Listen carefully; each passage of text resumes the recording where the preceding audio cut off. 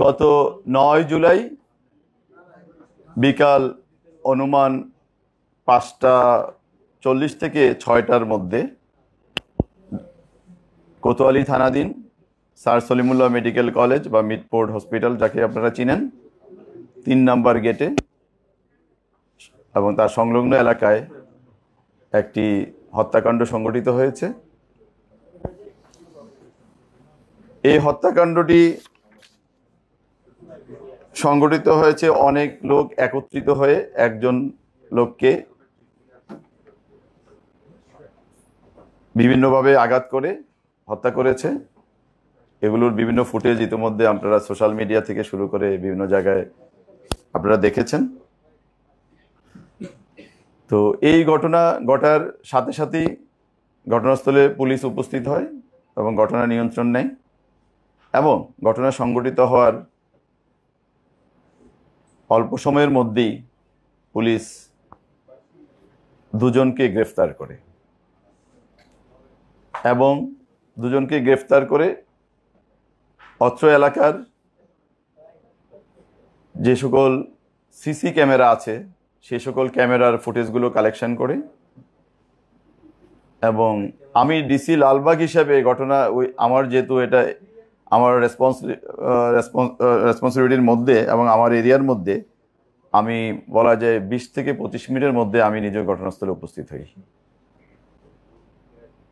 তাৎক্ষণিকভাবে আমরা লাস্টার যেই আইনি ফর্মালিটিজ আছে সুরতাল করা এবং ময়নাতদন্তের যে প্রক্রিয়াটা সেটা সম্পন্ন করে এটা লাশটাকে আমরা মিডফোর্ড হসপিটালে প্রেরণ করি এবং আমরা আমাদের পুলিশের বিভিন্ন টিমগুলোকে আমরা ভাগ করে দিয়ে যারা অপরাধের সাথে সম্পৃক্ত তাদের গ্রেফতারের প্রক্রিয়া শুরু করি। আপনাদের জ্ঞাতার্থে একটু বলে রাখা ভালো, এই ঘটনাটার নেপথ্যে অনেক রকম কথাবার্তা আমরা মিডিয়ায় দেখতে পাচ্ছি, তবে একটা আমরা এই পর্যন্ত আমরা যতটুকু পেয়েছি অপরাধীদের সাথে কথা বলে বা এই হত্যাকাণ্ডের সাথে যারা জড়িত বলে এখন পর্যন্ত মনে হচ্ছে, তাদের সাথে কথা বলে আমরা যে সকল তথ্য পেয়েছি এটা একটু আপনাদের নিকট ক্লিয়ার করা দরকার। আমরা যতটুকু জেনেছি ওখানে ভাঙ্গারি ব্যবসা, অর্থাৎ আপনারা জানেন বিভিন্ন স্ক্র্যাপ জাতীয় মালামাল ওই এলাকায় এই ব্যবসাটা খুব প্রচলিত এবং ওখানকার একটা দোকান আছে, ওই দোকানটাতে কারা ব্যবসা করবে এই ব্যবসাটা নিয়ে একটা দ্বন্দ্ব কাজ করছিল। আমরা এতটুকু জানতে পেরেছি যিনি হত্যাকাণ্ডের শিকার হয়েছেন এবং যাদেরকে ধারণা করা হচ্ছে হত্যাকাণ্ডের সাথে জড়িত তারা পরস্পর সম্পর্কিত এবং ব্যবসাটা তারা একসাথে কিছুদিন করেছে, কিন্তু যখন ব্যবসায়িক লেনদেন নিয়ে একটা দ্বন্দ্ব তৈরি হয় তখনই তারা এই ব্যবসাটাকে আবার নিজেদের মতো করে করার জন্য তার সাথে বিবাদে লিপ্ত হয়, যার বিবাদের ফলশ্রুতিতে এই হত্যাকাণ্ডটি সংঘটিত হয়েছে। এই হত্যাকাণ্ড সংক্রান্তে ঘটনার পরদিন অর্থাৎ 9 তারিখে ঘটনা ঘটেছে। 10 তারিখে যিনি হত্যাকাণ্ডের শিকার হয়েছেন ভিকটিম সোহাগের বোন কোতোয়ালি থানায় বাদী হয়ে একটি মামলা দায়ের করে, যার মামলা নম্বর 7/10 জুলাই এবং এটা হত্যা মামলা সংক্রান্তে ঘটনা সংক্রান্তে যে সকল ধারা আছে বাংলাদেশ দণ্ডবিধির সেই সকল ধারা অর্থাৎ 302, 34 এই ধারায় এই মামলাটি সংঘটিত হয়েছে বা দায়ের করা হয়েছে। ঘটনা অব্যবহিত পরেই আমরা ঘটনার সাথে সংশ্লিষ্ট সন্দেহে আমরা দুজনকে গ্রেফতার করি এবং আমাদের যে সকল ভিডিও ফুটেজ আমরা পেয়েছি বিভিন্ন ক্যামেরা থেকে, সিসি ক্যামেরা থেকে, ওগুলো বিশ্লেষণের মাধ্যমে আমরা ঘটনার সাথে যারা সম্পৃক্ত তাদেরকে শনাক্ত করতে সক্ষম হই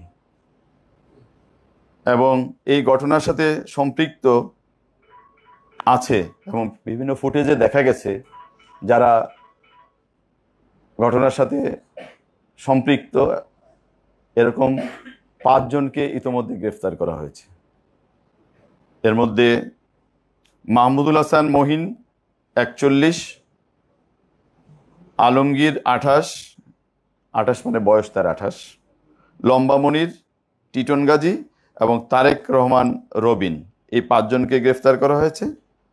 এর মধ্যে মাহমুদুল হাসান মহিন এবং তারেক রহমান রবিন এজাহার নামীয় 1 এবং এজাহার নামীয় 15, এই দুজন ঘটনার দিনই গ্রেফতার হয়েছে এবং তাদের দেয়া তথ্যের ভিত্তিতেই অন্যান্য আসামিদেরকে শনাক্ত করা হয়েছে এবং এই দুজন এই মুহূর্তে আমাদের হেফাজতে আছে। আর গতকাল রাতে আমরা টিটন গাজীকে গ্রেফতার করেছি তাদের দেওয়া তথ্যের ভিত্তিতেই, এবং আমরা তাকেও সরাসরি সম্পৃক্ততার প্রমাণ পেয়েছি, বিভিন্ন ফুটেজে তাকে দেখা গেছে এবং অ্যাক্টিভ রোল প্লে করেছে এই ঘটনার সংক্রান্তে। এবং আপনারা হয়তো ইতিমধ্যে অবগত হয়েছেন, র্যাপিড অ্যাকশন ব্যাটালিয়নও 2 জনকে গ্রেফতার করেছে। অর্থাৎ সব মিলে এই মামলায় এখন পর্যন্ত 5 জন গ্রেফতার হয়েছে, মধ্যে র্যাব 2 জন করেছে আর ঢাকা মেট্রোপলিটন পুলিশ কর্তৃক 3 জন গ্রেফতার হয়েছে। আমরা এই মামলাটি দায়ের হওয়ার সাথে সাথেই আমাদের একটি চৌকস তদন্ত টিম করা হয়েছে।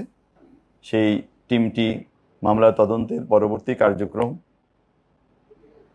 এগিয়ে নেওয়ার জন্য কাজ করছে এবং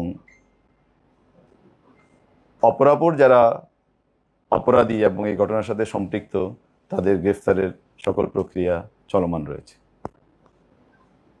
ঘটনা সংক্রান্তে এতটুকু এখন পর্যন্ত আমাদের অগ্রগতি।